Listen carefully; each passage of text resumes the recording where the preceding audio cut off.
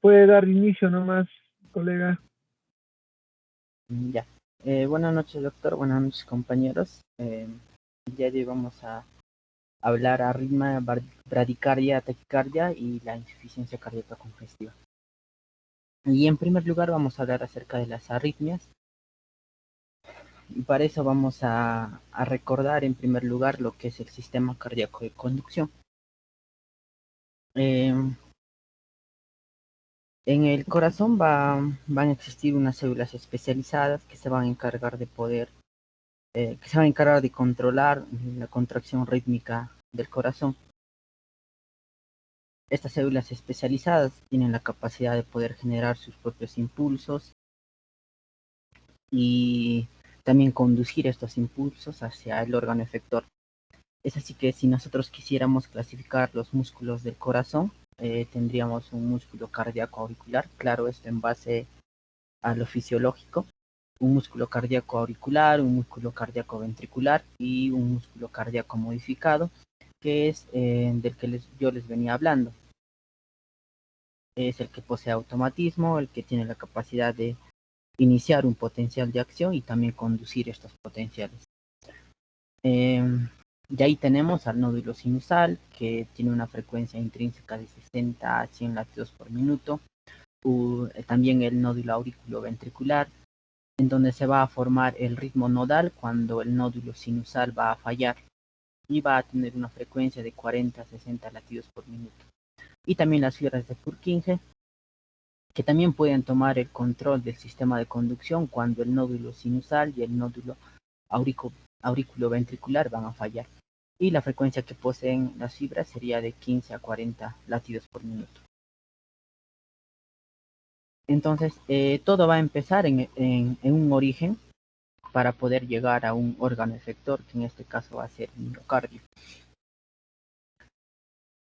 Y para poder llegar a este órgano efector se necesitan de unas vías de conducción, ¿no? Como por ejemplo, si nosotros quisiéramos llegar al músculo de los ventrículos, tendríamos que pasar por los haces internodales, por el nódulo auriculoventricular, por el haz de His y sus respectivas ramas y también por las fibras de Purkinje.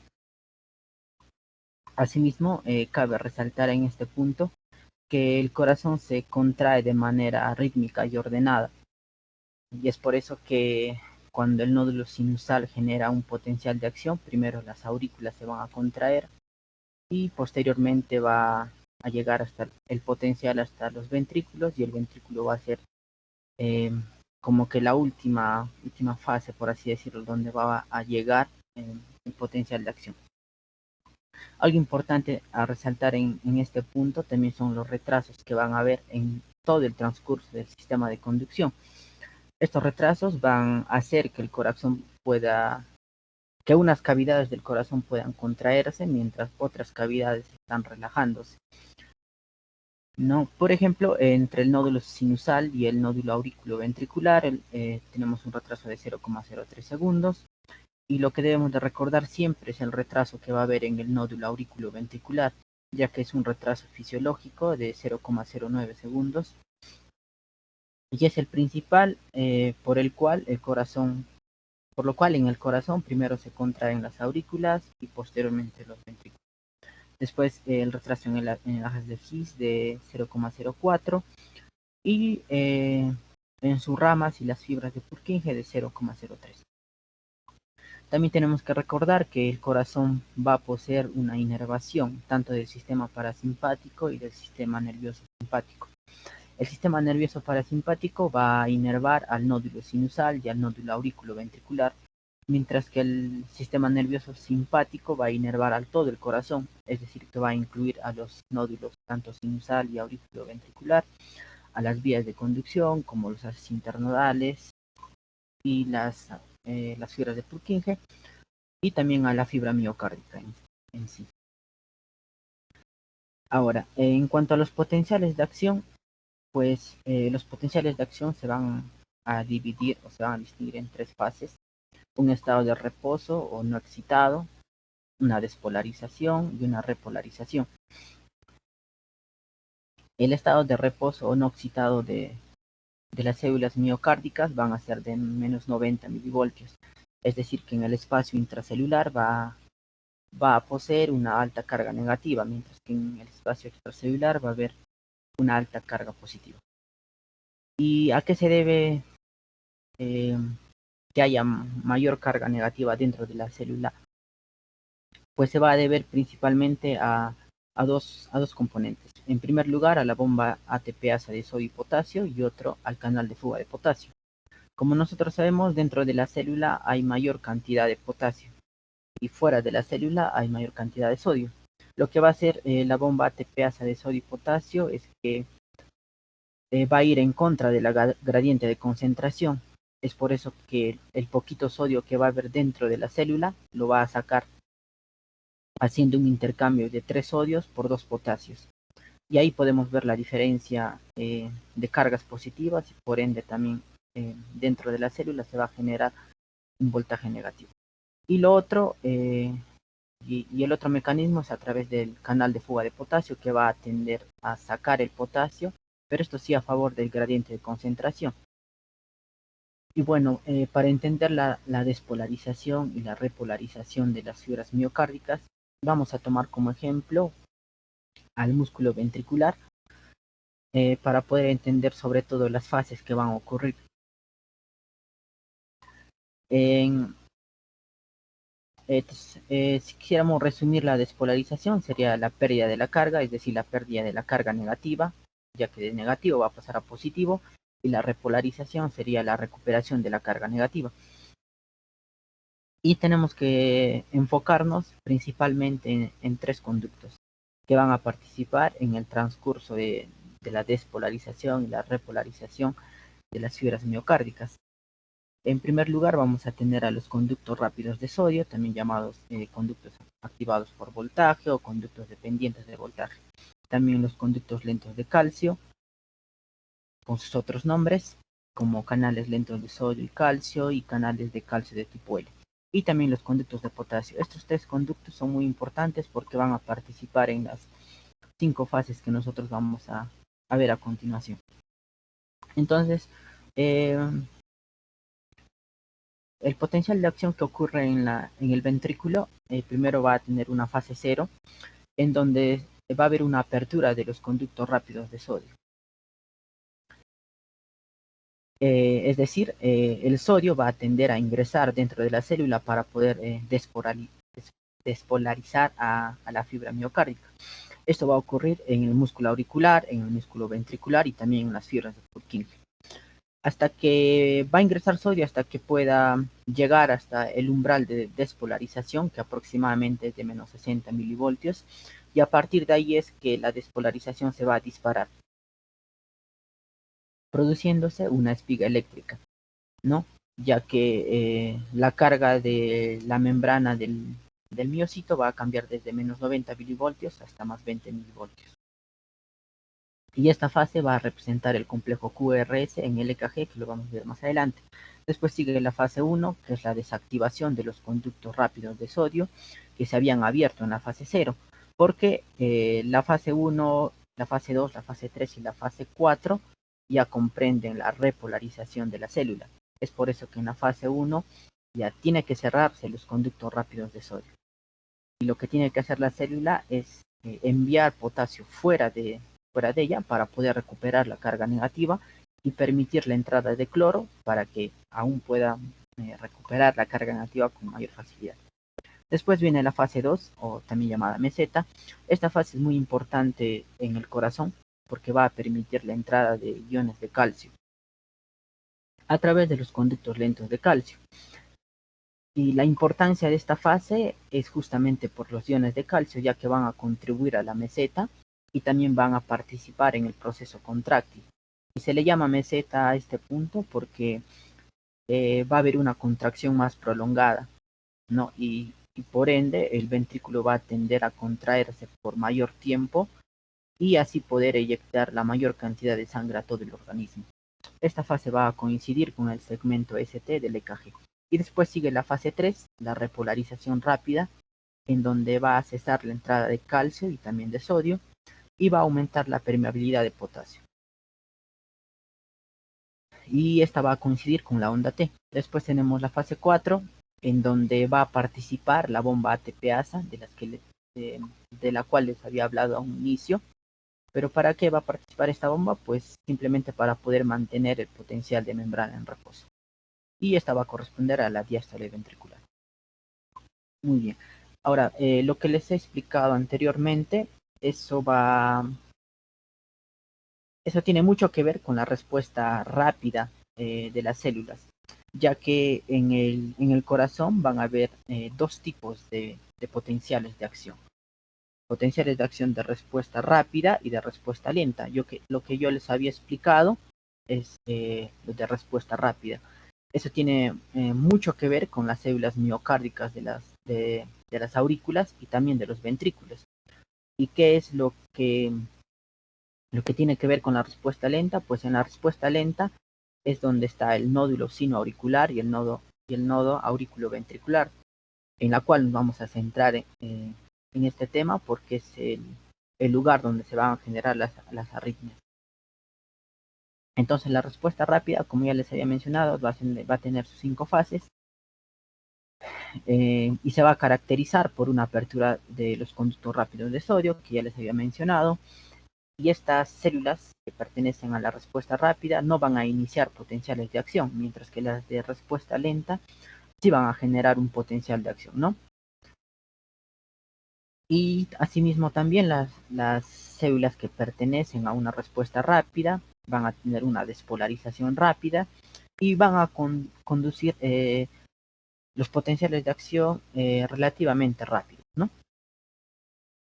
Y tenemos que resaltar en este punto también los periodos refractarios, tanto el periodo refractario absoluto y el periodo refractario relativo, porque estos mecanismos van a ayudar a proteger al corazón. Es como que le van a dar una seguridad al corazón. El periodo refractario absoluto se refiere a que la célula no va a poder despolarizarse de nuevo bajo ninguna circunstancia, ¿no? Una vez ya que se ha despolarizado, no va a volver a hacerlo hasta que pueda recuperar su carga. Mientras que el periodo refractario relativo es la capacidad que va a tener la célula de poder responder a un estímulo mayor de lo normal.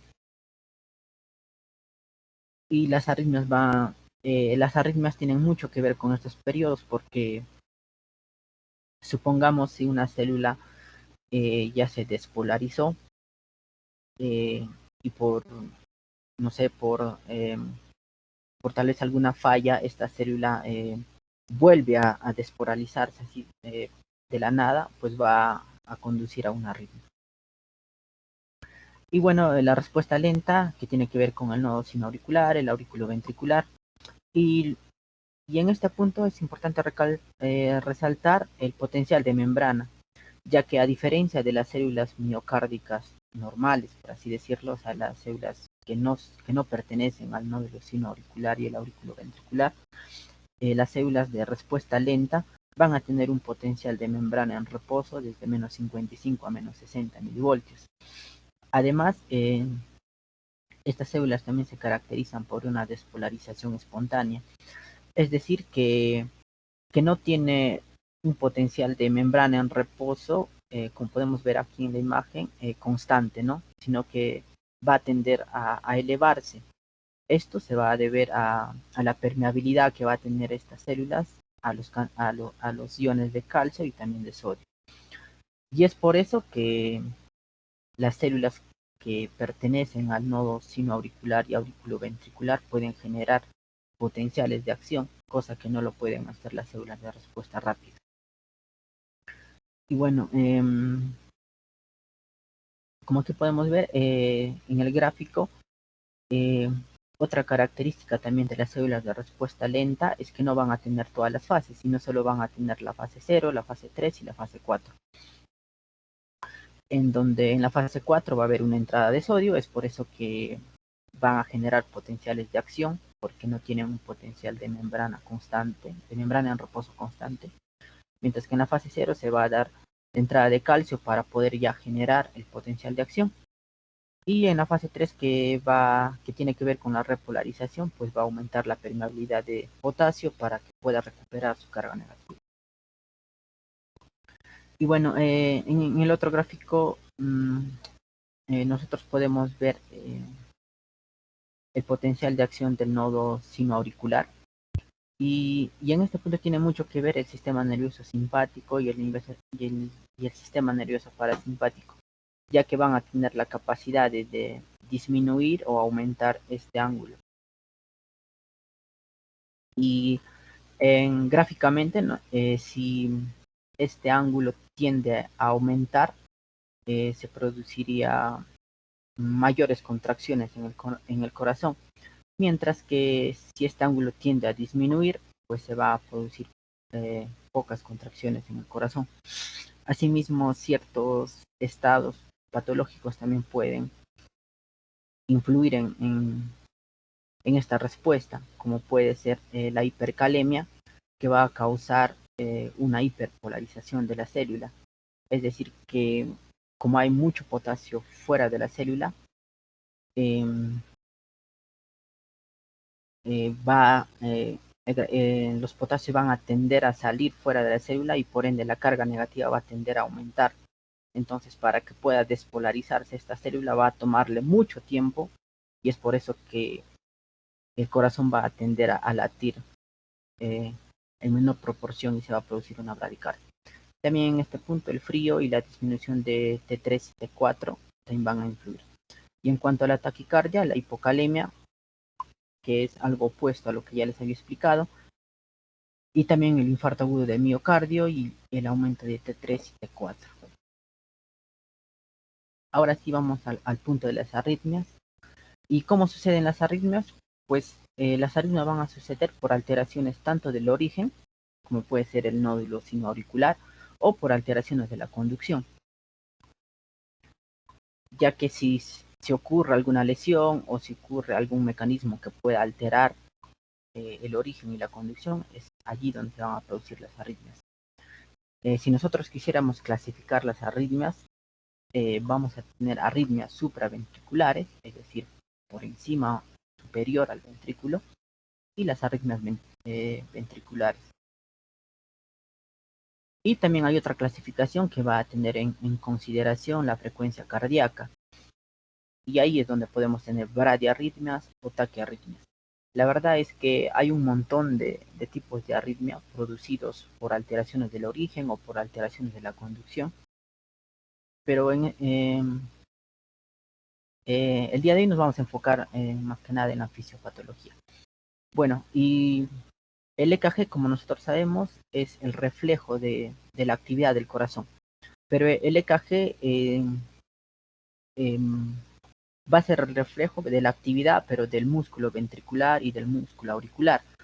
Más no se va a poder representar aquí los potenciales de acción del nódulo sinoauricular o del nódulo auriculoventricular, porque son muy pequeños y no se van a poder visualizar en un EKG, pero sí se van a poder ver la actividad de las aurículas y también de los ventrículos. Y bueno, como podemos ver aquí en la imagen, la onda P va a corresponder a la despolarización de las aurículas y el complejo QRS a la despolarización de los ventrículos y la onda T, la repolarización de los ventrículos.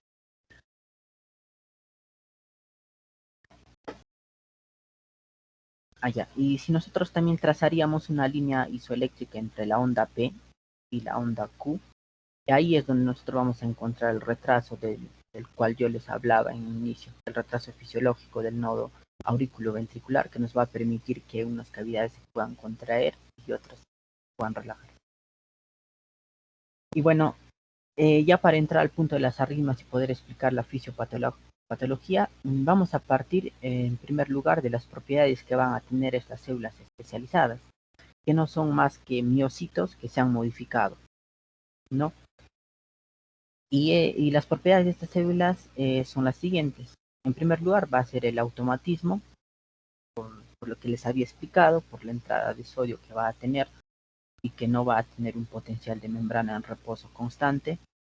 Y este automatismo va a ser la capacidad que va a tener la célula para iniciar un potencial de acción, que, sino, que por lo general debe estar controlado por el nodo sinoauricular, ¿no? Porque es el marcapasos natural del corazón, y que va a tener de 60 a 100 veces por minuto, va a tender a latir el corazón de 60 a 100 veces por minuto. Pero si este falla, el quien va a tomar el control va a ser el nodo auriculoventricular. Y lo va a hacer de 40 a 60 veces por minuto, y si falla, las fibras de la rama deportiva. Y bueno, eh, y si hay alguna condición que pueda hacer que falle el automatismo,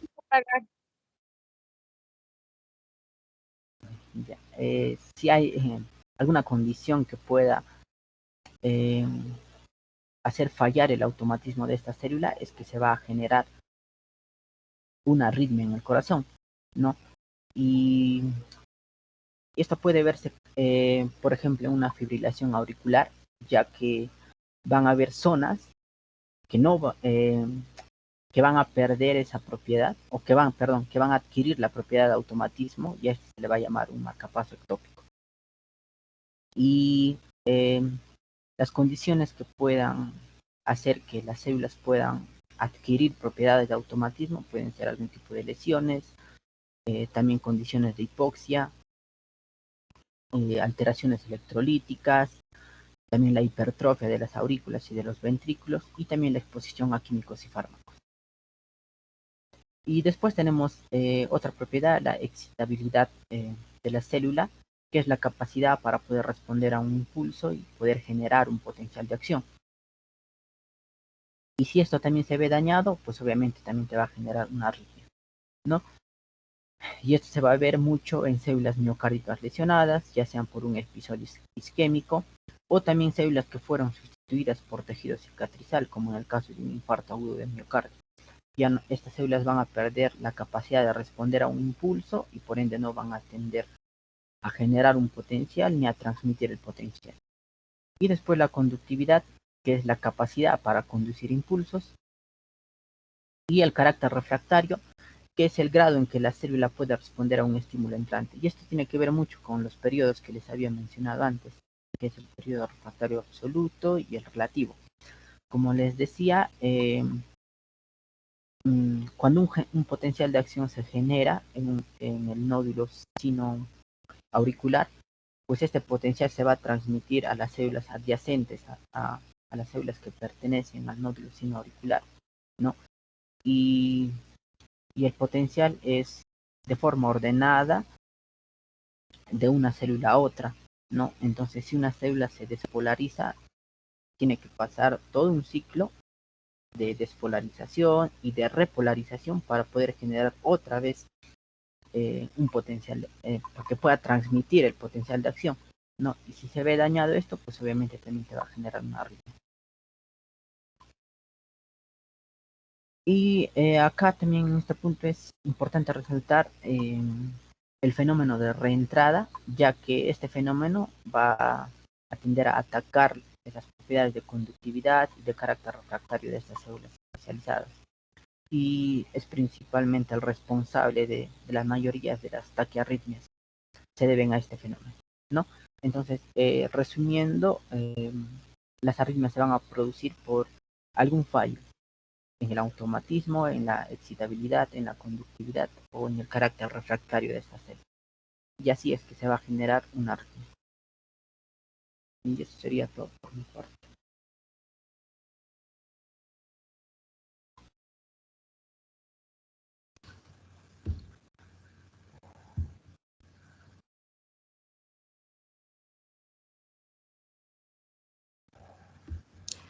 Buenas noches, doctor. Buenas noches, compañeros. Vamos a continuar hablando sobre la bradicardia. Bueno, la bradicardia, y como ya sabemos, es un descenso de la frecuencia cardíaca que va a ser inferior a 60 latidos por minuto en reposo. Y raramente esto va a presentar síntomas, excepto cuando la frecuencia cardíaca llega a ser menor a 50 latidos por minuto. La bradicardia es indicio de enfermedades del corazón, pero también puede ser síntoma de otras patologías como la meningitis u otras lesiones del encéfalo. No implica necesariamente la presencia de una enfermedad grave, ya que conocemos que existe una bradicardia fisiológica que se puede encontrar en atletas o en adultos jóvenes. Si va precedida de desnutrición, ictericia, desmayos, mareos o debilidad, se ha de sospechar de una condición cardiopática y esta sí debe ser atendida de inmediato por un cardiólogo. Ahora, la bradicardia se debe tomar como antecedente para un infarto estable y aun cuando se presente en atletas o en adultos jóvenes, debe ser evaluada cuidadosamente para descartar males o lesiones de origen infeccioso o químico. Siguiente, por favor.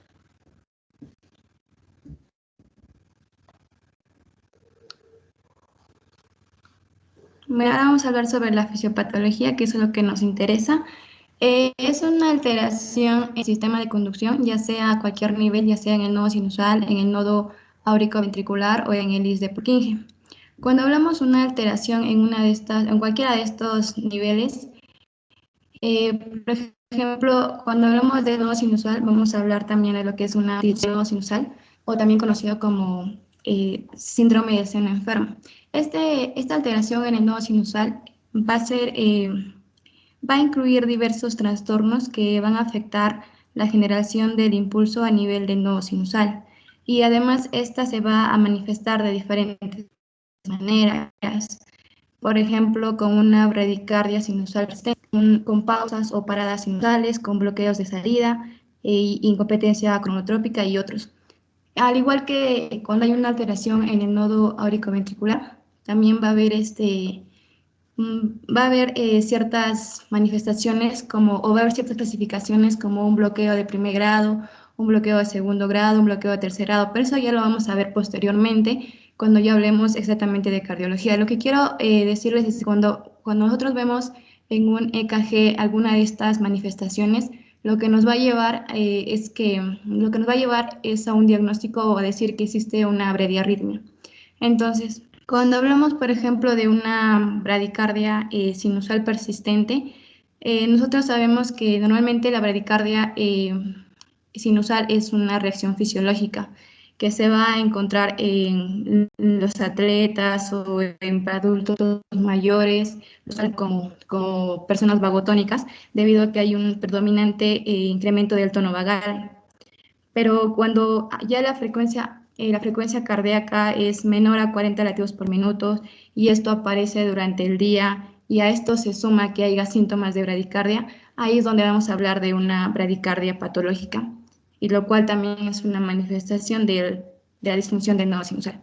Entonces, vamos a tomar como ejemplo una alteración del nodo sinusal, que el nodo sinusal va a ser alterado por diversas causas, causas o causas extrínsecas. Esto lo voy a mencionar ya posteriormente de una manera general, pero vamos a tomar como ejemplo la causa más frecuente, que es una fibrosis degenerativa idiopática del tejido nodular. ¿Qué va a pasar? Entonces, cuando hay una fibrosis degenerativa, lo que va a generar es una pérdida de células del marcapaso y su desplazamiento de la parte central a la inferior del nodo sinusal, lo cual va a hacer que la despolarización diastólica sea más lenta en estas células, y lo cual va a llevar a una bradicardia. Como ya lo mencionaba anteriormente, mi compañero mencionó que cuando hay una alteración en el nodo sinusal, que es nuestro principal generador de impulso, frente a esto se va a producir una sistolia. Entonces, sistolia, ¿qué es lo que nuestro corazón va a hacer, no? Entonces, de manera inteligente, nuestro corazón va a buscar ritmos de escape. ¿Y cuáles van a ser estos ritmos de escape? Van a ser el ritmo nodal y el ritmo idioventricular, los cuales van a ser del nodo auriculoventricular y el IS de Purkinje respectivamente. Siguiente, por favor.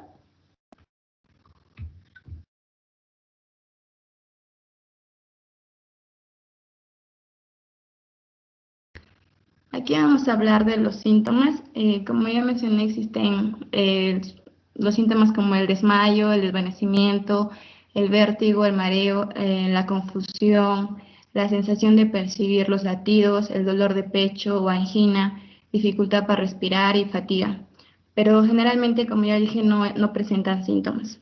Y en la etiología, pues tenemos la intrínseca, que vamos a tener la congénita.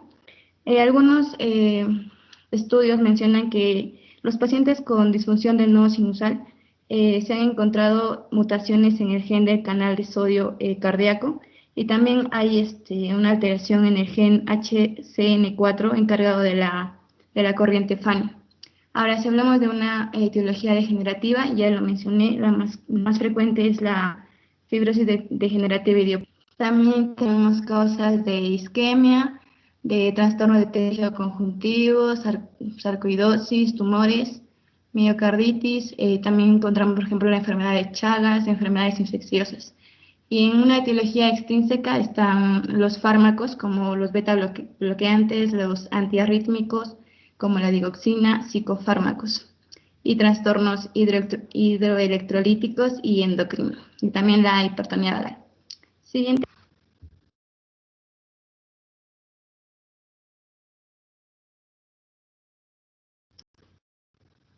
Cuando hablamos de la evaluación diagnóstica, vamos a tener en cuenta lo que es la anamnesis completa para poder identificar los síntomas y signos, las cuales son, o las más frecuentes son los síncopes o presíncopes del perfil cardiogénico, la clínica de insuficiencia cardíaca, el bajo gasto o incluso en algunas veces es asintomática. Por ende, los síntomas no son específicos y pueden confundirse con otros trastornos, y por ende vamos a utilizar también las exploraciones complementarias, que es el EKG, la radiografía de tórax, la analítica de sangre con función renal y electrolitos.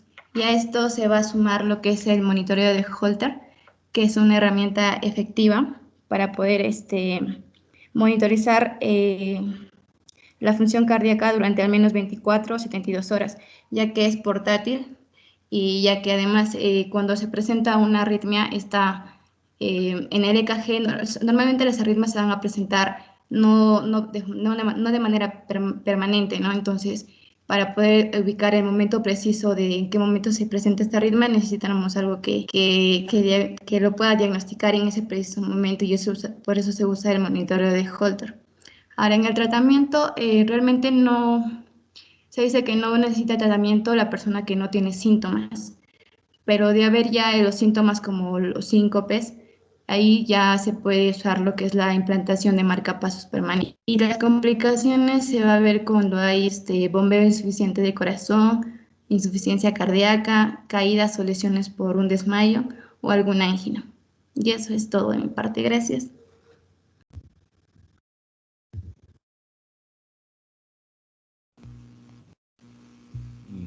Buenas noches, doctor. Yo continuaré con la siguiente parte de taquicardia. Siguiente.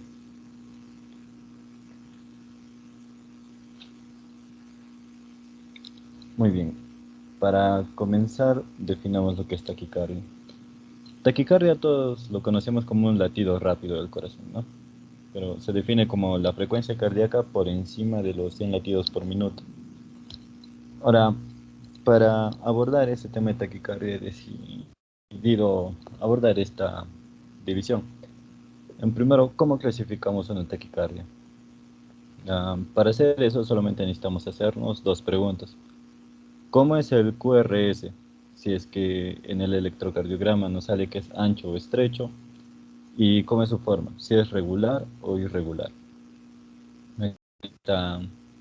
En este organizador podemos ver que un QRS ancho se define como un QRS mayor o igual a 0,12 segundos. Y el QRS estrecho menor a 0,12 segundos. Y aquí cada uno de esos tipos que voy a abordar a continuación. Siguiente.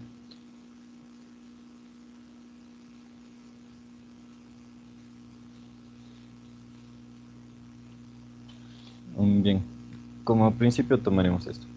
¿Qué pasa en una taquicardia de QRS estrecho regular? Tenemos algunos tipos, los cuales, el primero, una taquicardia sinusal. Es el primero y más común, por lo tanto es el que se debe descartar en primer lugar. En cuanto a su EKG, ya en su electrocardiograma, vamos a encontrar que tiene unos ritmos sinusales. Lo único que vamos a encontrar para definir que es una taquicardia sinusal es que tiene una frecuencia cardíaca superior a los 100 latidos por minuto. Cabe resaltar que casi siempre es secundario, se debe a causas secundarias, y que muy rara vez se ve la taquicardia sinusal primaria, la cual también es llamada inapropiada. Ahora, en cuanto a la taquicardia auricular monofocal, principalmente lo podemos definir por su EKG, ¿no?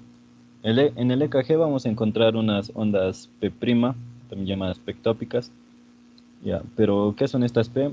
Estas P, como lo miran aquí encerrado en circulitos, representa la despolarización auricular en una dirección en una dirección o secuencia anómalas, en función de la localización del marcapaso ectópico. Es decir, como aquí su nombre mismo lo dice, taquicardia auricular monofocal es que tiene un marcapaso ectópico. Y acá en el EKG podemos verlo en sus derivaciones 2, 3 y el AB en circulitos. Ahora, un tercer tipo, un flúter auricular. ¿Qué es un flúter auricular? Bueno, es cuando la frecuencia auricular está bordea los 300 latidos por minuto. En el EKG, debido a una alta velocidad, que son muchos latidos, no vamos a encontrar ondas P. Y en el mismo EKG vamos a encontrar, por otro lado, los dientes de sierra, como están aquí encerrados, parecen sí dientes de sierra. También podemos diagnosticarlos si hay una frecuencia verticular aproximadamente de 150 latidos por minuto. Siguiente.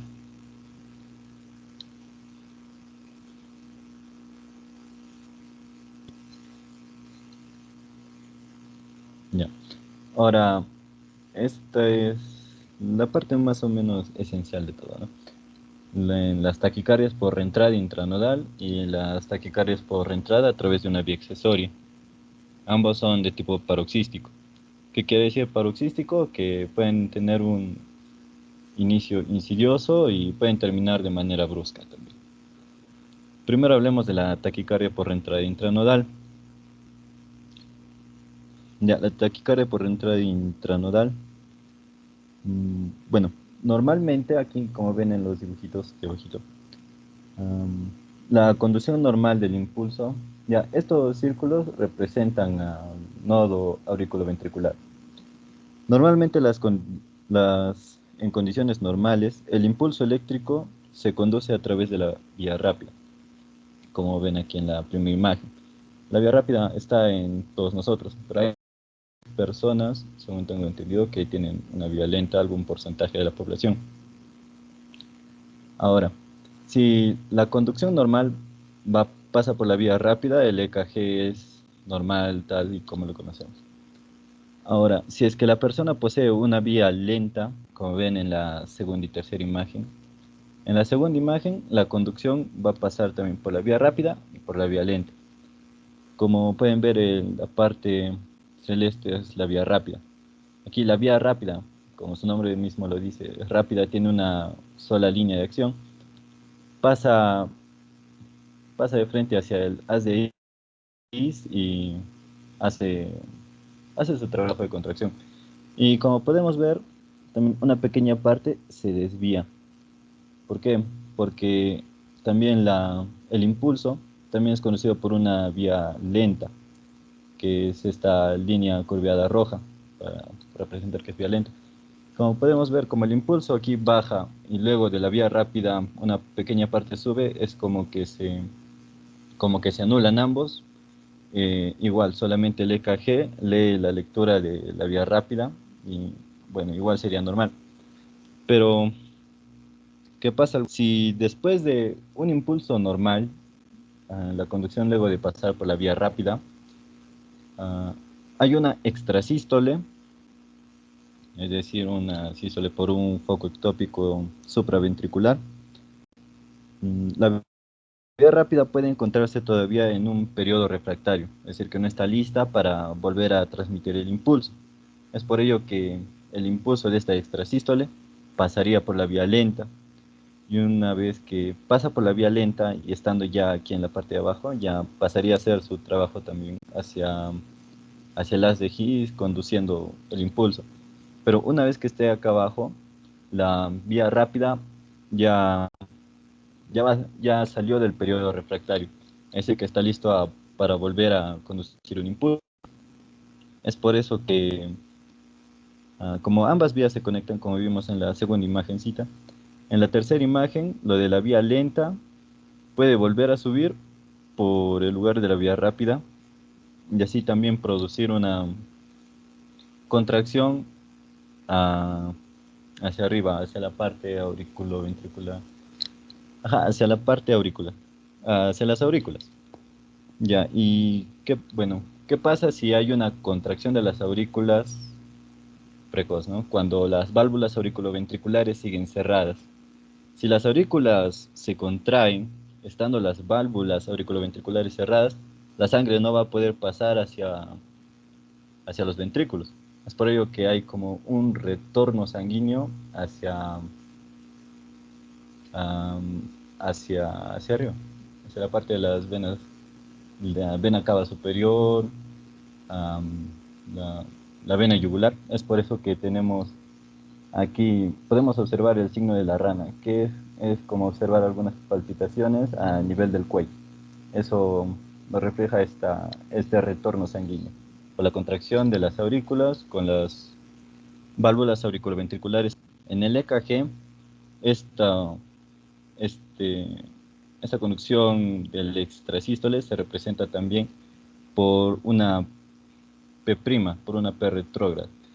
Y el intervalo, como podemos ver aquí, este pequeño fragmento de EKG, el intervalo que hay de R a P' va a ser inferior del intervalo P'-R. De R a P' va a ser inferior a P'-R. Ahora, en la taquicardia por entrada a través de una vía accesoria. Ya, ¿qué es accesoria? Bueno, una vía accesoria son canales de conexión anómala, aurícula y el ventrículo, diferentes a nodo auriculoventricular. Es decir, en el nodo auriculoventricular existen estas vías que pueden conducir la actividad eléctrica solo de forma, en algunos casos, de forma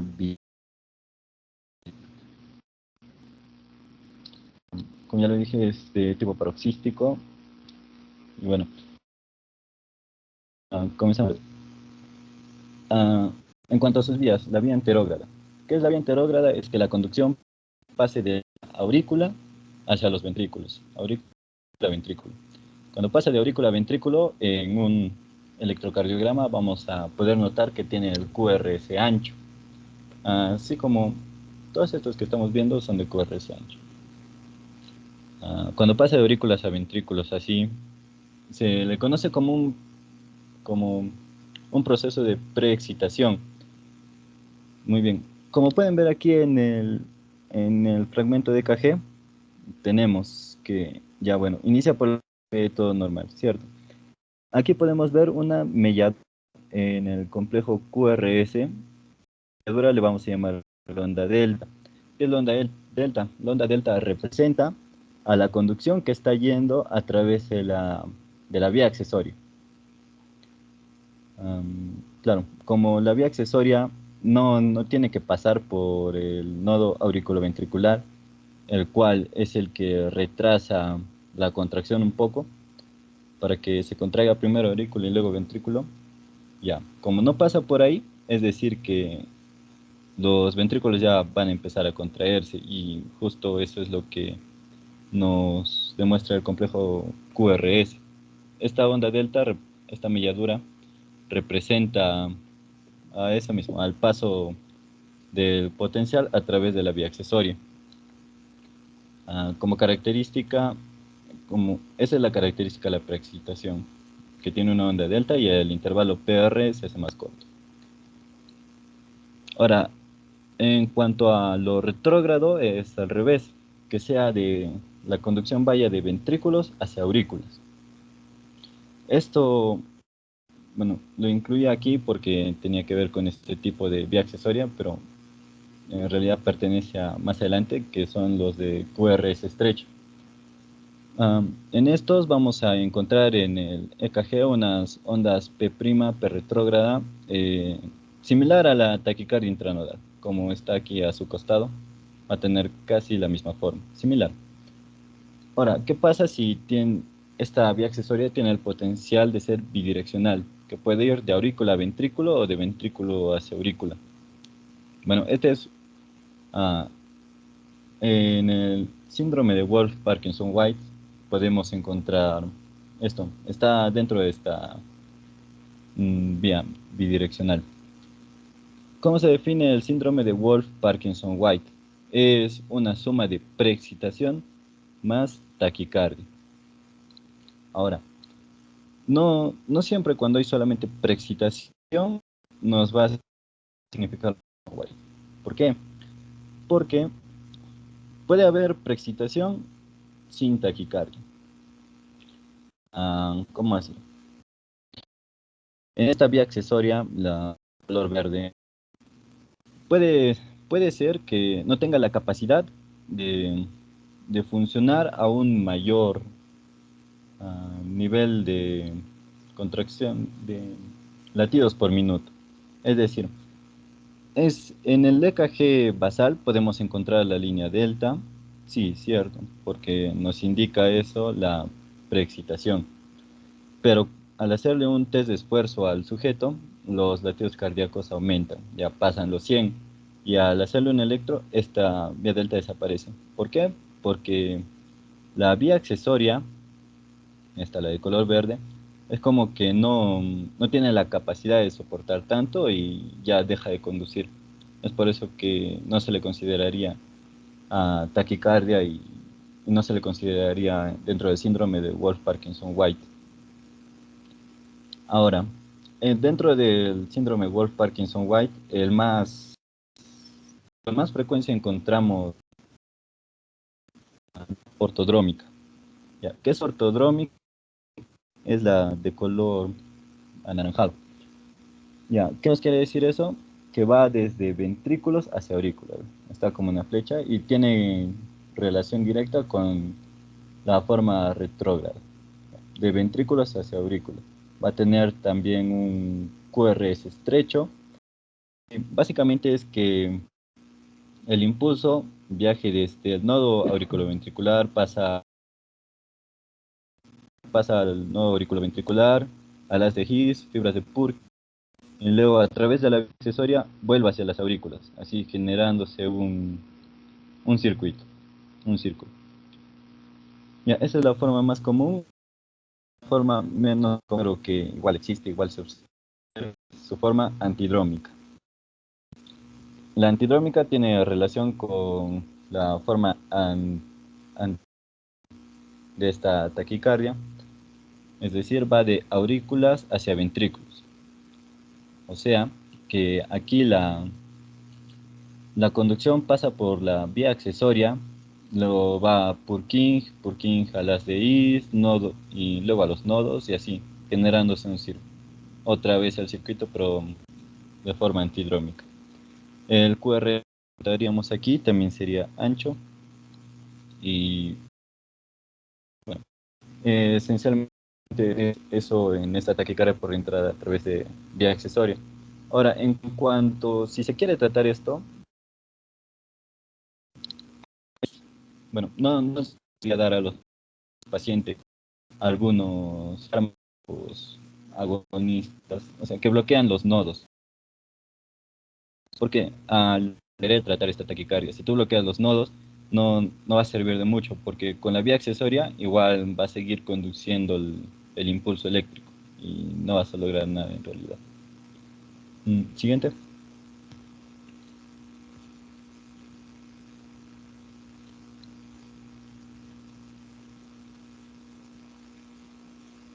Ya. Ahora, eso en cuanto al QRS estrecho regular. Ahora, en cuanto al QRS estrecho irregular, tenemos estos tipos.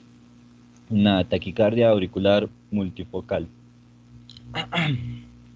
Como vimos anteriormente, una taquicardia monofocal es cuando ya aparecían unas ondas P', ¿cierto?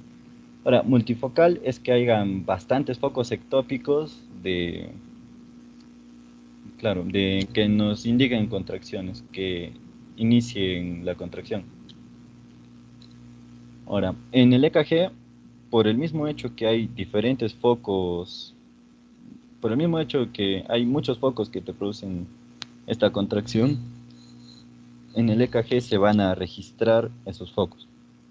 Es por ello que las ondas P P' retrógradas, van a ser diferentes entre sí, ¿ok? Por los múltiples focos que hay, y basta que encontremos tres seguidas P' diferentes, ya podríamos diagnosticar esta taquicardia multifocal. Y también que los intervalos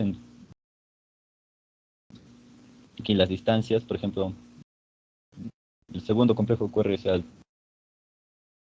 digamos casi hay cuadrados, pero del tercero al cuarto hay como 2,5 cuadrados, y así sucesivamente. Van a ser diferentes las distancias. Ahora, la fibrilación auricular es la arritmia crónica más común. Puede aparecer también de forma paroxística, como ya lo dije, de una forma así, de inicio y final brusco. En esta fibrilación auricular, el EKG no va a registrar unas ondas P. Estas ondas P van a ser reemplazadas por las ondas F. Como se puede ver aquí en la imagen, esa sería una onda F. Esta arritmia se caracteriza por ser irregularmente irregular. Es decir, si es irregular, ya bueno, no va a tener una forma constante, ¿no? Irregularmente irregular nos quiere decir que a pesar de no tener una forma constante, esta forma no se va a mantener en todo el EKG, va a ser muy variable. Como podemos ver aquí, en cada llave, en cada corchete, hay como diferentes distancias, siendo así su distribución irregular. En cuanto a su frecuencia ventricular, está definida entre los 90 a los 150 latidos por minuto. Siguiente.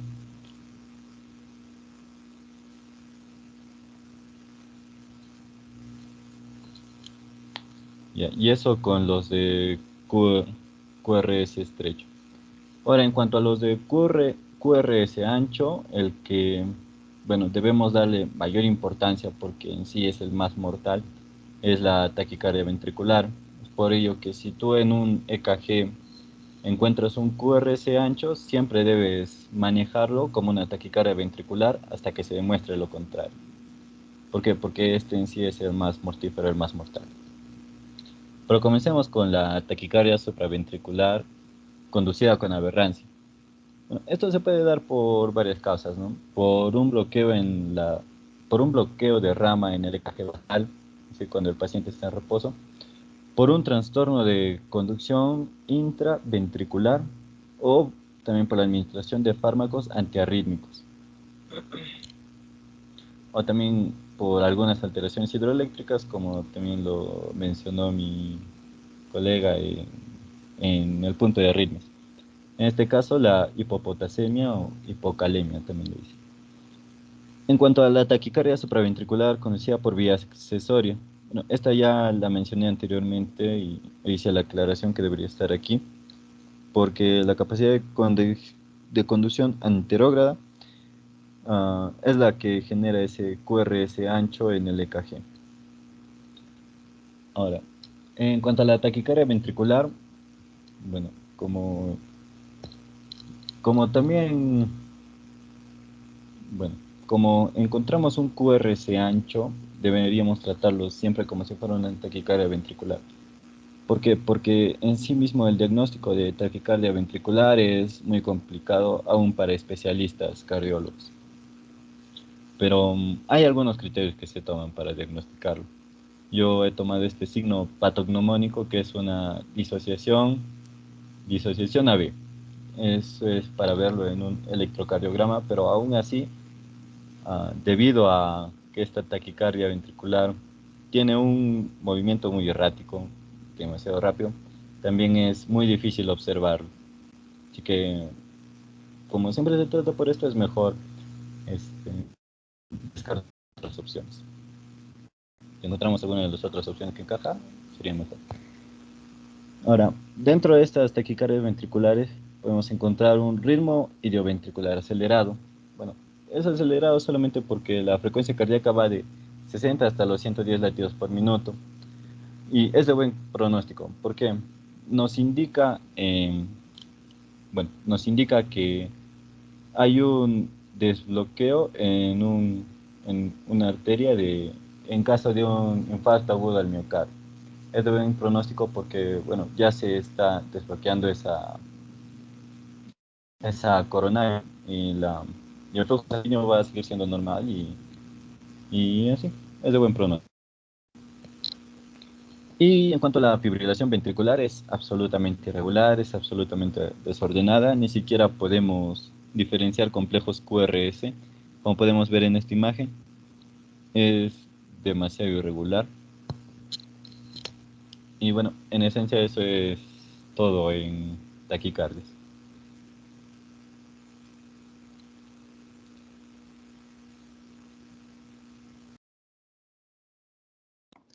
Doctor, buenas noches y compañeros. Ahora yo y mi compañera que falta exponer pasaremos a tratar el tema de insuficiencia cardíaca, tanto en adultos, en niños y en adultos mayores. Yo explicaré sobre la insuficiencia cardíaca en adultos. Pues bien, la insuficiencia cardíaca, o también conocida como la insuficiencia cardíaca congestiva en la literatura, es una alteración funcional o estructural del corazón, que básicamente es por la disminución del gasto cardíaco. Tiene un gasto cardíaco muy bajo y por ende, cuando se tiene este gasto cardíaco bajo, que está en los ventrículos principalmente, hay una congestión, tanto pulmonar, bueno, puede ser pulmonar si hay un gasto cardíaco bajo en el ventrículo izquierdo. Si hay un gasto cardíaco muy bajo en el ventrículo derecho, obviamente que va a ser en el sistémico. Las causas más frecuentes son las enfermedades coronariopáticas, por acumulación de placas, embolias en las arterias coronarias, entre otras. Otras causas también son las miocardiopatías dilatadas. Por ejemplo, puede ser una hipertrofia. Otras causas son las cardiopatías pulmonares. Por ejemplo, pueden ser fibrosis, edemas, y los orígenes más que nada son por una insuficiencia cardíaca ventricular izquierda. Tenemos que tener en cuenta, o bueno, tenemos que saber estos dos conceptos, que es el gasto cardíaco y la reserva cardíaca. El gasto cardíaco es la frecuencia cardíaca por el volumen sistólico. Como se puede observar en este pequeño esquema, la frecuencia cardíaca es de 70 latidos por minuto, aproximadamente, en un adulto. Y el volumen de latido o el volumen de eyección es de 70 mililitros por cada latido. Y la multiplicación de ambos da 4.900, un promedio de 5 litros por minuto, eyecta el corazón. Pues bien, la reserva cardíaca es la capacidad de aumentar el gasto cardíaco. Los atletas, por ejemplo, tienen una gran capacidad de aumentar el gasto cardíaco, una gran capacidad de reserva cardíaca, que pueden triplicarlo inclusive. Pero las personas con una insuficiencia cardíaca tienen una reserva cardíaca demasiado baja. Pásalo, por favor.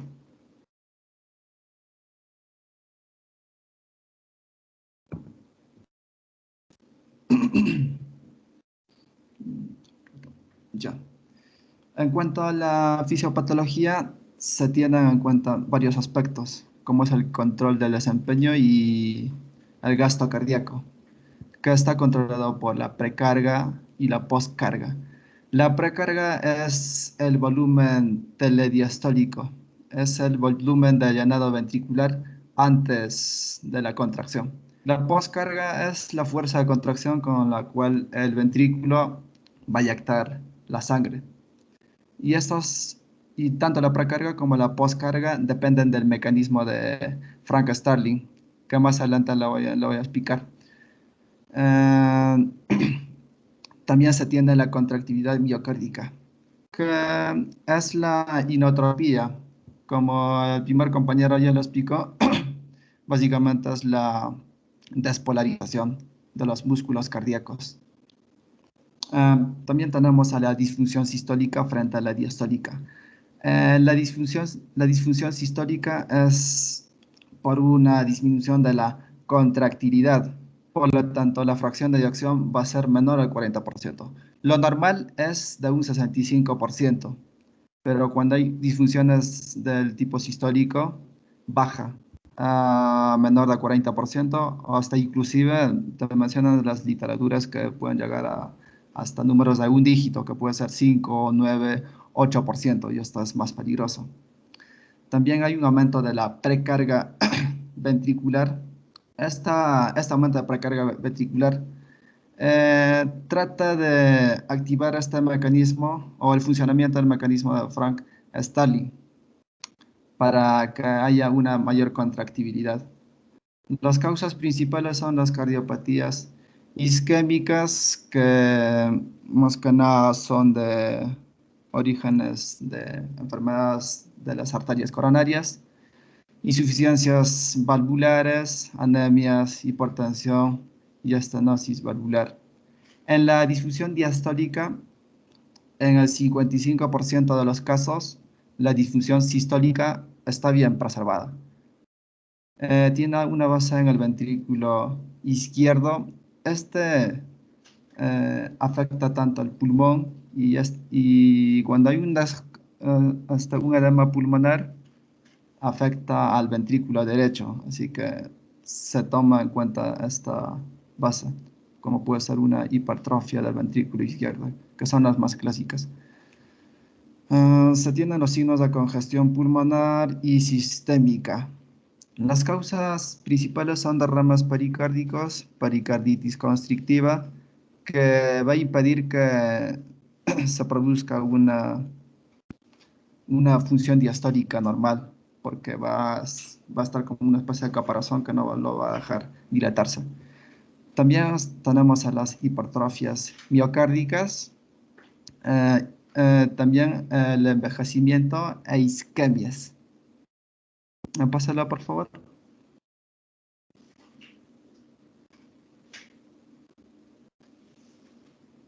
Yeah. También tenemos a la disfunción ventricular derecha frente a la izquierda. En la disfunción ventricular derecha hay una disminución del gasto cardíaco, hay un aumento de la presión telediastólica. Estos procesos producen edemas en los miembros inferiores. En los pacientes en bipedestación se producen edemas en los miembros inferiores, mientras que en los pacientes en una posición supina, los edemas se acumulan en el sacro. También hay una congestión visceral, donde la sangre se acumula, o hay una congestión tremenda en el hígado que puede producir hepatomegalias, en el vaso, esplenomegalias, y también afectan a las venas mesentéricas, por ejemplo. Por lo tanto, no va a haber una buena absorción y la persona puede estar desnutrida o caquéxica. Hay una ganancia ponderal debido a que los edemas se van acumulando. Es así que 568 mililitros de esta acumulación de edema aumentan en un 0.45 kilogramos en cuanto al peso. Las causas principales son estas. Puede ser por una insuficiencia ventricular izquierda, un cor pulmonale. La cor pulmonale es básicamente la hipertrofia o el agrandamiento del ventrículo derecho por una causa pulmonar. Y esta causa pulmonar, bueno, esta afección pulmonar a la vez tiene su causa en una insuficiencia del ventrículo izquierdo, y así va como que en cadena. También se da por estenosis, regurgitación de las válvulas tricúspides o pulmonares, por infartos del ventrículo derecho y miocardiopatías. En la disfunción ventricular izquierda hay una disminución del gasto cardíaco, al igual que la anterior. Hay un aumento de la presión pulmonar, por lo tanto va a haber una congestión pulmonar y edema pulmonar. Y es así que la presión hidrostática, que normalmente en los pulmones es de 10 milímetros de mercurio, supera la presión osmótica. La presión osmótica es de 25 milímetros de mercurio. Cuando esta supera la presión hidrostática, va a hacer que se produzcan muchos edemas. Y las causas son similares también a las anteriores, que pueden ser hipertensión, infartos agudos de miocardio, estenosis, regurgitación de las válvulas aórticas y mitrales, porque estamos en el hemicardio izquierdo. En la insuficiencia del gasto alto frente a la del gasto bajo. Bien, en el de gasto alto hay un alto gasto cardíaco, hay un alto metabolismo, donde las extremidades van a estar calientes, enrojecidos, principalmente porque hay un alto metabolismo, ¿no?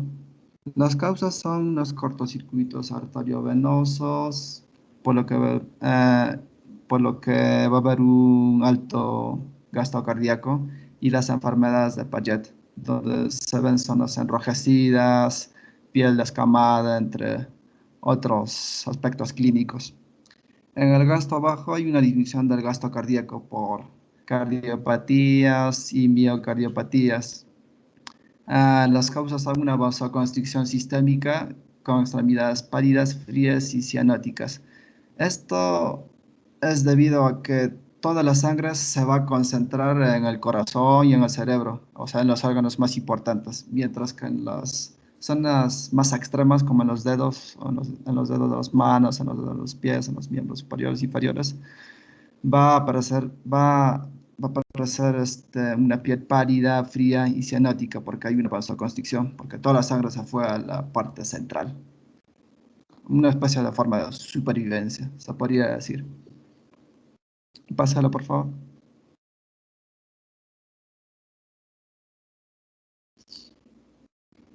Bien.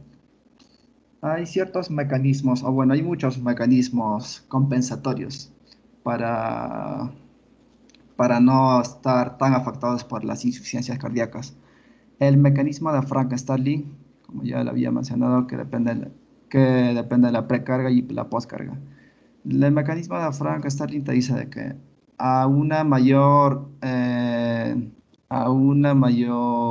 precarga hay una mayor contracción y hay una mayor fuerza para eyectar el volumen sanguíneo de los ventrículos. Las endotelinas, que son secretadas por las células endoteliales y por otras muchas células más, por ejemplo el músculo liso, que producen proliferaciones del músculo liso vascular y por ende producen hipertrofias miocíticas en el corazón. También aumentan el péptido natriurético auricular, aumentan el nivel de aldosterona y las catecolaminas, o sea, incrementan el sistema nervioso simpático. En el sistema nervioso simpático, al principio hay una perfusión normal, pero cuando esto ya se hace crónico, solo hay una buena perfusión al corazón y en el cerebro. Esto por una forma de supervivencia, similar a la anterior, como ya lo había explicado, en el gasto cardíaco bajo. Y de hecho se van a ver los dedos pálidos, cianóticos. El sistema renina-angiotensina-aldosterona es muy conocido, donde la renina, que son secretadas por las células glomerulares, eh,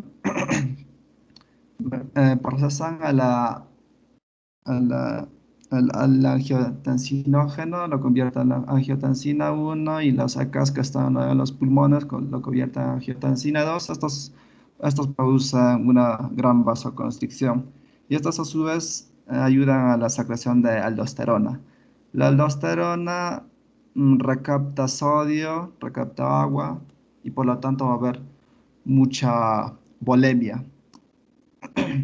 Y esto ha sido producto de que ha habido una insuficiencia cardíaca, un gasto cardíaco bajo, y cuando hay mucha volemia, el cuerpo trata de compensar este gasto cardíaco bajo. pero como se tiene una insuficiencia cardíaca, esa gran volemia se va a acumular en las venas cavas. Por lo tanto, va a haber edemas, inclusive se puede llegar a esos edemas sistémicos, conocidos como la nasarca. Se tienen también los mediadores inflamatorios. Por ejemplo, hay un aumento de la proteína C reactiva, que es signo de inflamación, la angiotensina 2 y la noradrenalina. Eh, También tenemos a los péptidos natriuréticos. El péptido natriurético auricular es secretado por las aurículas, mientras que el péptido natriurético cerebral es secretado por los ventrículos. Las causas, bueno, las funciones principales de estos péptidos natriuréticos son diuréticos, hacen natriuresis y relajan el músculo liso. Otro de los mecanismos compensatorios son también la hipertrofia y la remodelación miocárdica. Se producen fibrosis y colágenos.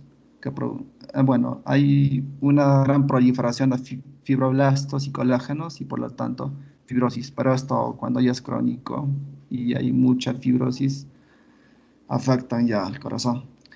Hay hipertrofias simétricas que se dan en los atletas y se podría decir que es muy normal debido a su alto rendimiento físico. La hipertrofia concéntrica se da en las personas hipertensas y la hipertrofia excéntrica se da en las personas con una miocardiopatía dilatada. Pásalo, por favor.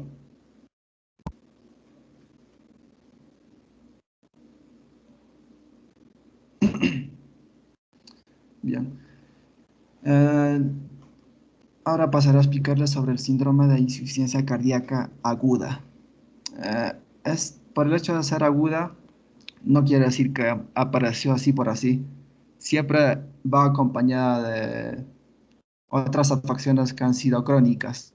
Por ejemplo, puede estar acompañada de un empeoramiento sistólico y diastólico crónico por una insuficiencia cardíaca auricular reciente o secundaria, por un empeoramiento de una insuficiencia cardíaca avanzada.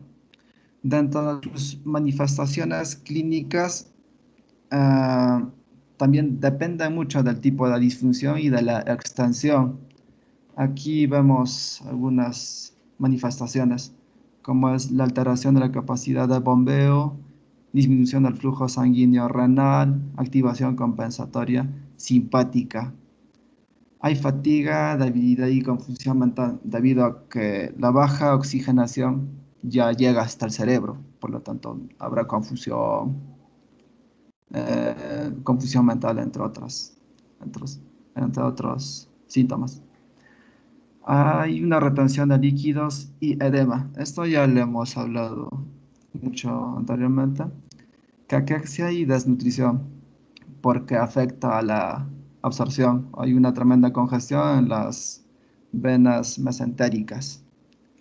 Se tienen manifestaciones respiratorias como disnea, ortopnea, disnea paroxística nocturna, tos no productiva crónica y seca. Esto es muy característico de las insuficiencias cardíacas. En cuanto a la ortopnea, el paciente respira bien cuando está de pie, debido a que la presión del retorno venoso cuando está de pie no es tan alto, mientras que cuando la persona está echada, la presión del retorno venoso es, es muy alto. Es por eso que la persona no puede respirar y está incómoda. Ah, se tiene la presencia de respiración de chain stock, que es, al principio se da una gran hiperventilación seguida de apnea. Eso es la respiración de chain stock, que es muy característico de un síndrome de insuficiencia cardíaca aguda. También se pueden ver cianosis, una cianosis central, donde los labios están cianóticos, las puntas de las narices, los lóbulos de las orejas y las cianosis periféricas por una vasoconstricción de los pequeños vasos. Y se pueden ver los dedos cianóticos. También se pueden ver arritmias y muerte cardíaca súbita, principalmente por una fibrilación auricular. Pásalo, por favor.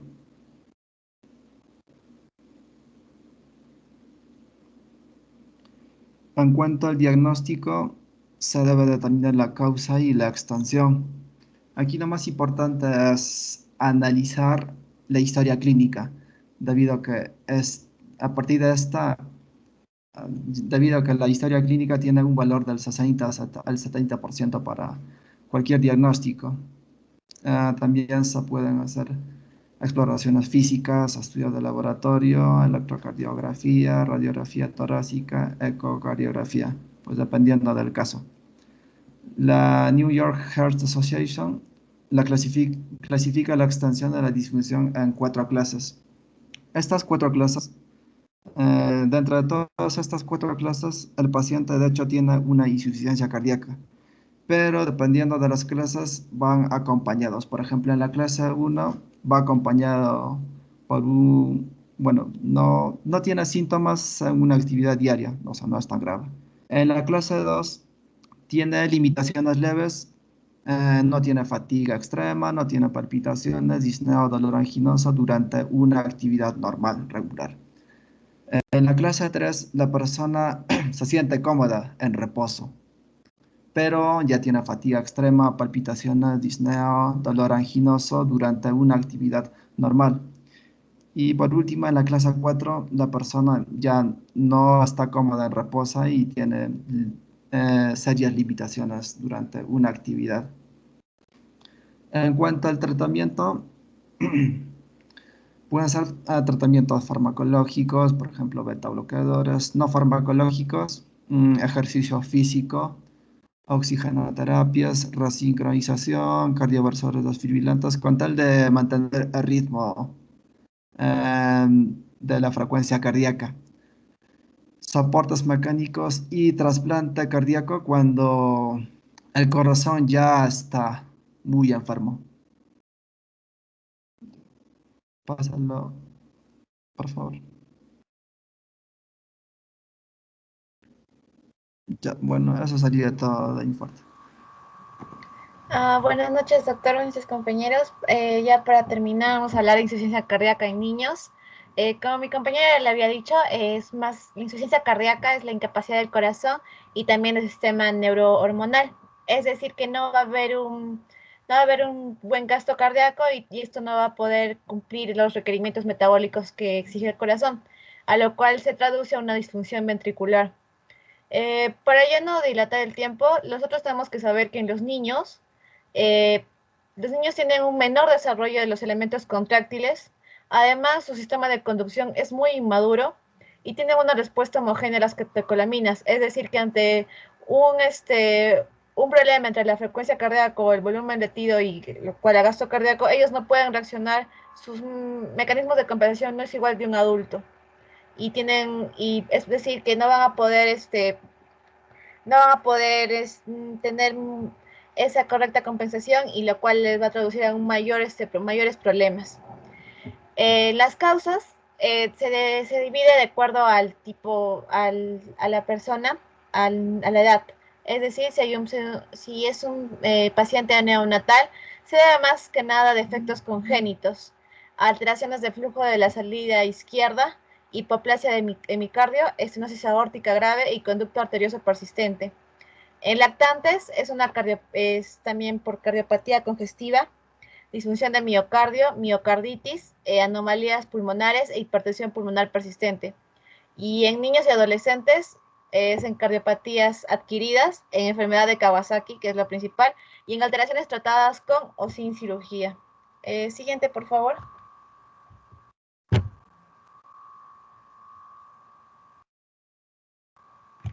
Si hablamos de fisiopatología, nosotros tenemos que saber que, bueno, como mi compañero ya le había dicho, eh, que hay un menor gasto cardíaco, es decir, que vamos a ver una menor contractilidad y eso se ve reflejado en la insuficiencia cardíaca sistólica, cuando hay un aumento de la precarga y es decir, que el volumen de llenado ventricular va a ser aumentado y lo cual va a producir una dilatación ventricular. Mientras que en alteraciones del ritmo o conducción se traduce en insuficiencia cardíaca sistólica o diastólica. Es decir, que va a haber taquicardias y bloqueo auriculoventricular congénito. Mientras que cuando hay una menor distensibilidad, que se traduce a una insuficiencia cardíaca sistólica, es más que nada por afectación, afectación propia del músculo cardíaco, miocardiopatías, también puede ser por pericarditis. Nosotros sabemos que cuando hay una disminución de la contractibilidad, y esto se traduce a una insuficiencia cardíaca sistólica, mientras que una insuficiencia cardíaca diastólica se refiere a que hay una disminución de la elasticidad y distensibilidad. Bueno, nosotros cuando sabemos que hay un paciente que tiene un fallo cardíaco, pone los mecanismos de compensación y adaptación, lo cual en un niño se traduce en un remodelado ventricular y una activación del sistema neurohormonal. Mientras que, bueno, y el remodelado ventricular se traduce a un cambio estructural de la cavidad ventricular en su masa, forma y dimensiones. Y por lo cual nosotros tenemos que tener antecedentes, es decir, las cosas que para que el remodelado ventricular se dé. Por ejemplo, si hay un aumento de la precarga o dilatación o volumen sistólico, va a haber una mayor fuerza de contracción. Mientras que si hay un aumento de la postcarga, va a haber una hipertrofia. Por lo cual, esto en consecuencia, va a haber un mayor consumo de oxígeno, una menor contracción a la larga y una mayor proliferación. Es decir, que no va a haber una apoptosis miocárdica correcta. Mientras que la activación del sistema neurohormonal, los vasoreceptores van a detectar que hay un menor gasto cardíaco, por lo cual el sistema nervioso autónomo, en especial simpático, y el sistema renina, angiotensina, aldosterona se van a activar. Por lo cual, acá también va a entrar en función el riñón y va a haber una retención de sodio y agua. También va a haber una vasoconstricción sistémica y renal, va a haber un aumento del ionotropismo y cronotropismo, lo cual esto a la larga el niño va a tener un mayor consumo de oxígeno y una alteración de metabolismo de calcio y proteínas contráctiles, con lo cual, como sabemos, el calcio es lo que nos ayuda más que nada a hacer movimientos, y esto en la contracción es muy esencial, y por lo cual el corazón de un niño no va a tener esa suficiente fuerza de contracción, y lo cual a la larga va a llevar a una insuficiencia cardíaca. Siguiente, por favor.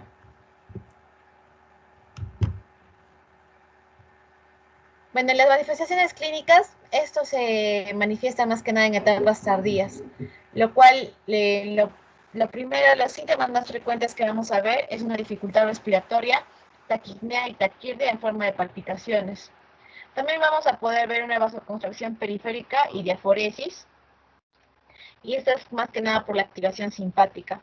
También vamos a ver una afectación del ventrículo derecho. Cuando se le hace la auscultación, también se escucha el tercer ruido cardíaco o ritmo de galope.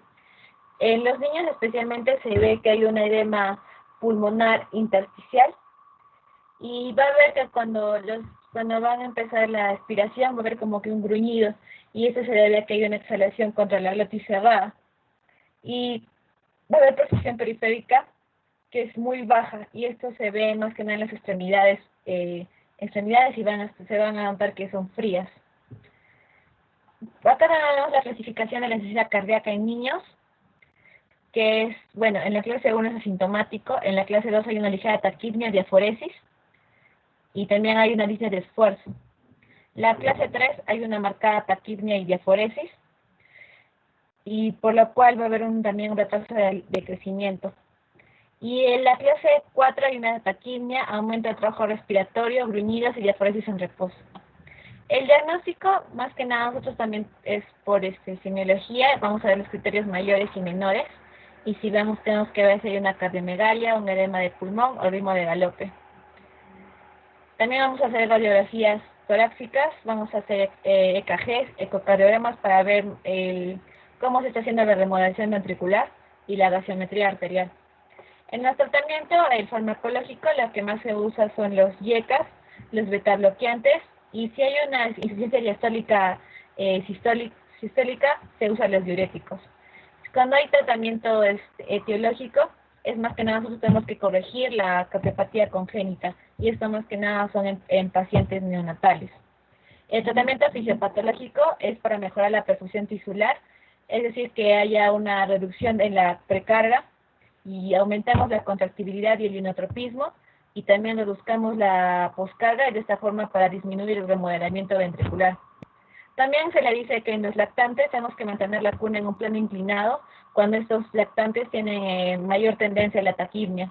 Y además de tener una alimentación complementaria, pues como también sabemos que hay un retraso en su crecimiento, a lo cual nosotros tenemos que darle una dieta baja en sodio. Y en cambio en niños mayores tenemos que limitar la actividad física. Siguiente, por favor.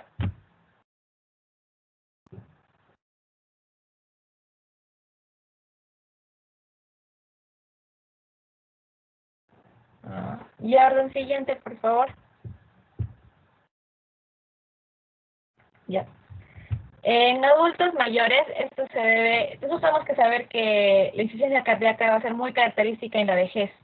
Y eso se ha visto que el 4% de la población de 65 a 75 años tienen esta enfermedad, mientras que en pacientes ya de 75 años, el 3% ya lo tiene.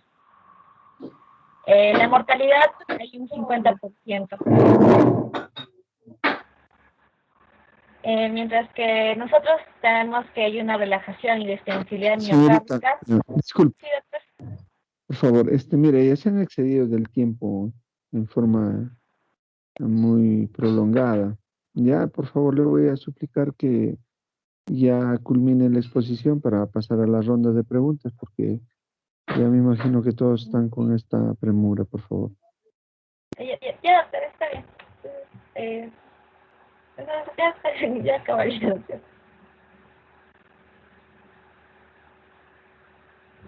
Bien, por favor, vamos a pasar a la ronda ya de preguntas. A ver, por favor, los alumnos, su apellido y su pregunta, por favor. También esa misma pregunta, plásmelo en el chat, ¿ya? Gracias. De tal manera pueda controlar quienes están preguntando por el chat, por favor.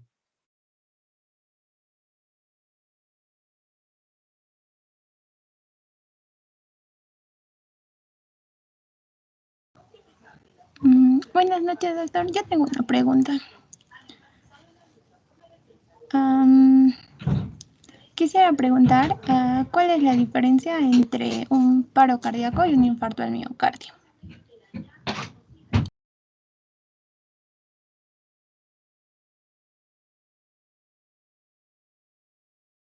Por favor, ¿algún expositor?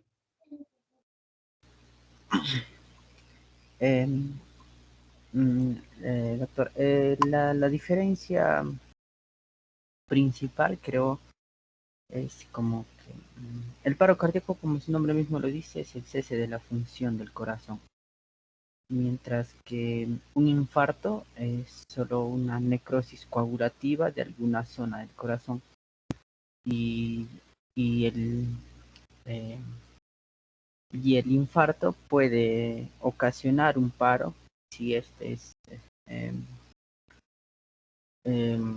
muy complicado o si acapara muchas zonas del corazón, ¿no? Y además el infarto es producido por una isquemia también, doctor. Doctor, ¿puedo completar un poco? ¿O no? Adelante, yo adelante. bueno, el ataque, el infarto cardíaco, más que nada es por una falla en el suministro de oxígeno y de sangre en el corazón, mientras que en el paro cardíaco es porque hay un problema en el sistema de conducción del corazón.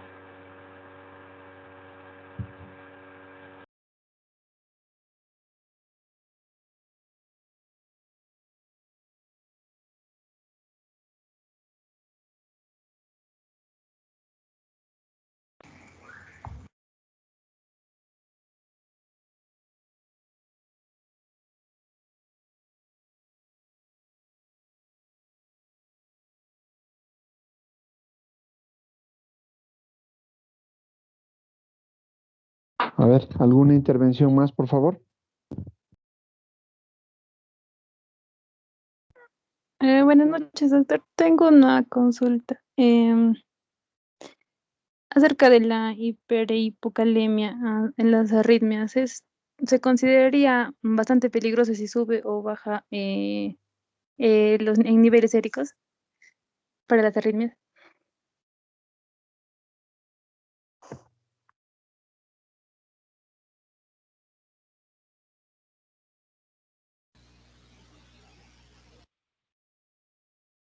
Disculpe, no entendí la pregunta para que puedan contestar los colegas. Em, bueno, mi pregunta sería, ¿qué tan peligroso sería una hipo o hipercalemia eh, en el corazón? Bueno,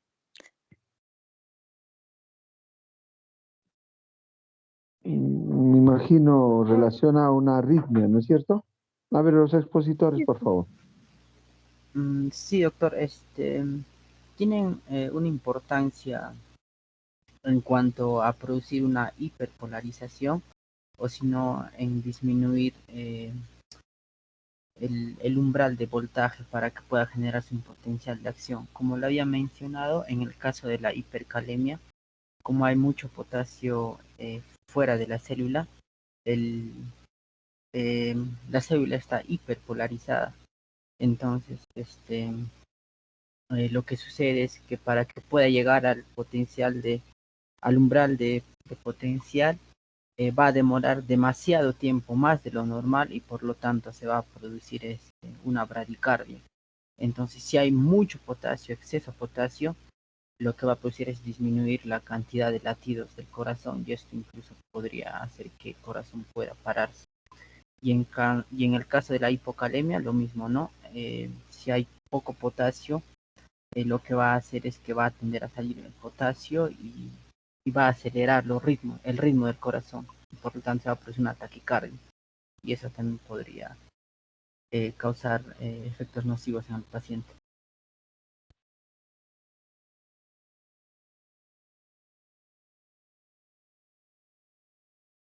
Bien, ¿alguien más, por favor, para que pregunte? Sí, doctor, buenas noches. Mi apellido es Valverde Vargas. Quería hacer una pregunta al compañero que expuso sobre arritmias.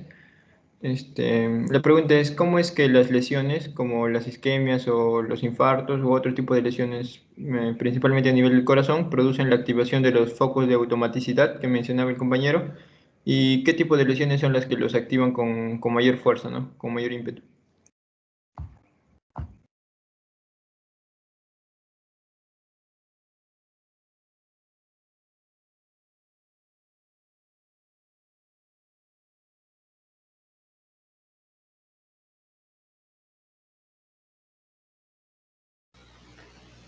Allá. Eh, mm, Como les había dicho, las células del corazón se van a contraer de manera rítmica y ordenada. No, el nodo sinusal se ubica en las aurículas y en la aurícula derecha para ser más específico y por ende cuando se inicia ese potencial, obviamente las células que están más cercanas a esas células especializadas van a ser las primeras en despolarizarse y así sucesivamente para poder contraer toda la aurícula. Y ahora para que llegue al ventrículo tiene que pasar el flujo eléctrico a través de las vías de conducción para obviamente llegar al ventrículo. Ahora, ¿qué pasa si hay un cuadro de isquemia o de infarto, ¿no? Es que uno pueden dañar algunas células miocárdicas que no se han especializado obviamente, entonces va a interrumpir el orden, ¿no? Va a interrumpir el orden de traspaso de la energía de un miocito a otro. Y en caso de un infarto, por ejemplo, si se infarta el ventrículo izquierdo, ¿no? Entonces, esas células van a perder ya la propiedad de responder al estímulo y por lo tanto no van a contraerse. De igual manera, si el infarto ocurre muy cerca de las fibras de Purkinje, pues las fibras de Purkinje también no van a transmitir el potencial y por ende no va a ocasionar una contracción.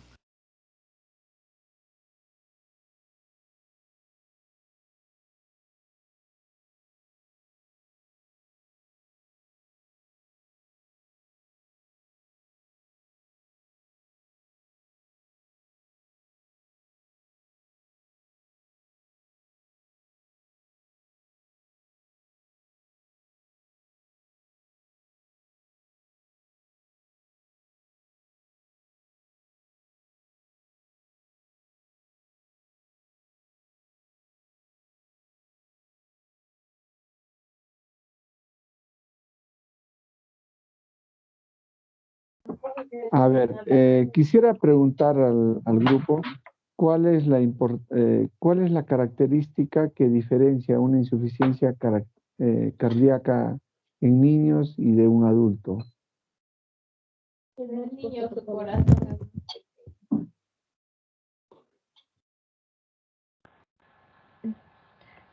Doctor, buenas noches.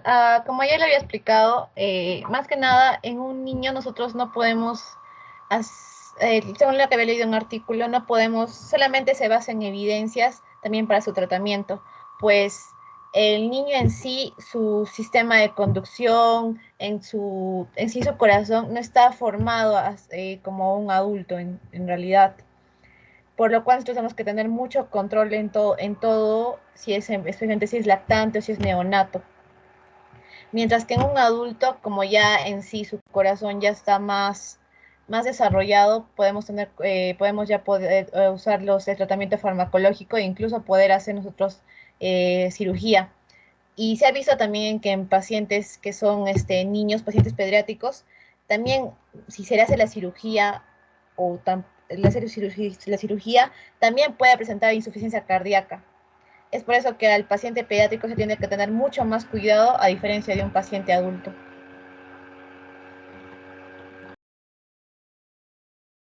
Bien, los expositores, ¿alguna opinión adicional a la que expuso, por favor?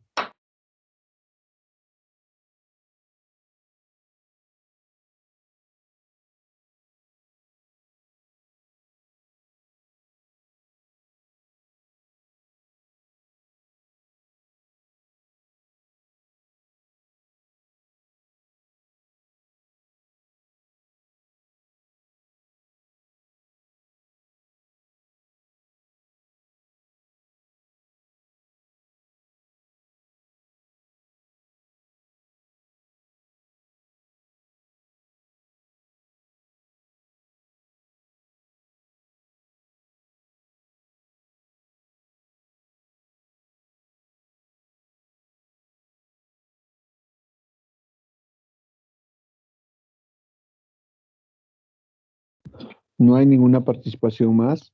Estoy calificando, por favor, ¿ah?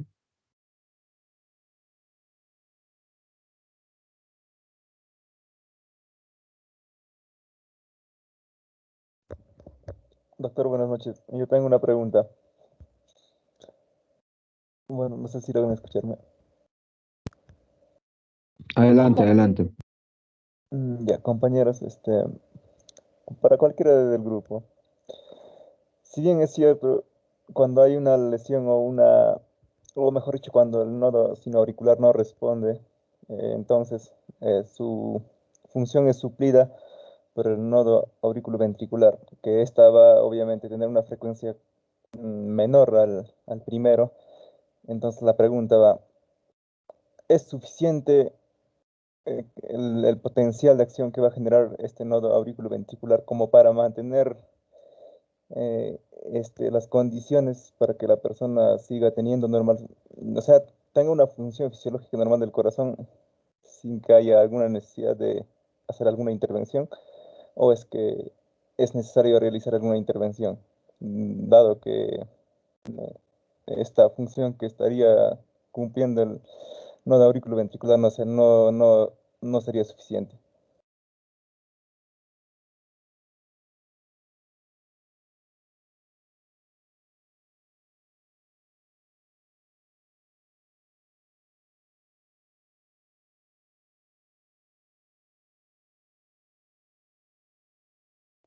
Por favor, ¿podría repetir su pregunta en forma muy concreta? No la entendía. Para los expositores, por favor.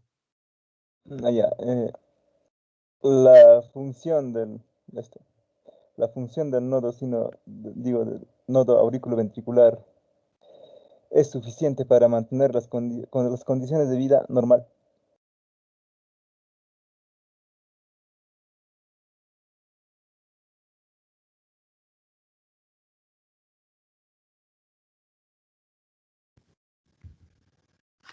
Doctor, buenas noches.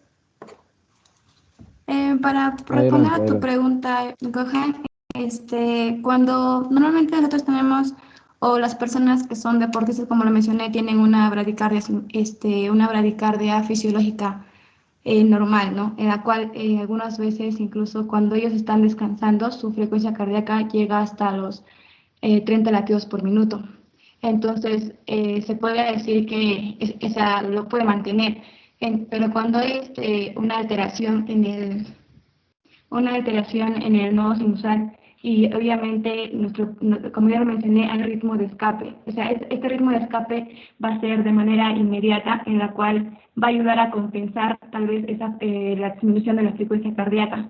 Pero, como se dice, tiene que ser, o sea, es un paso rápido que se produce en su nodo auriculoventricular, pero no va a ser permanente, sino que solamente, digamos, es como que el mecanismo más fácil que va a ser nuestro propio corazón de manera inteligente, ¿no? Pero frente a hacer que ya persiste esta bradicardia, obviamente ya va a necesitar de otros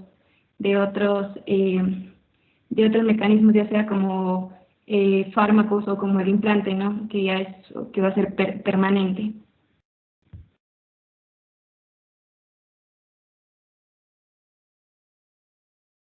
Bien, jóvenes, por favor, una última intervención.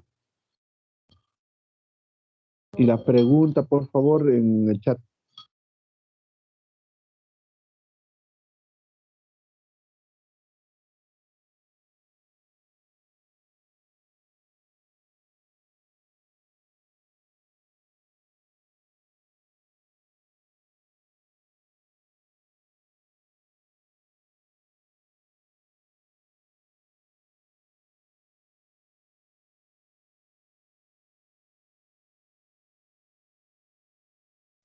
Pero o quizás es una mentira.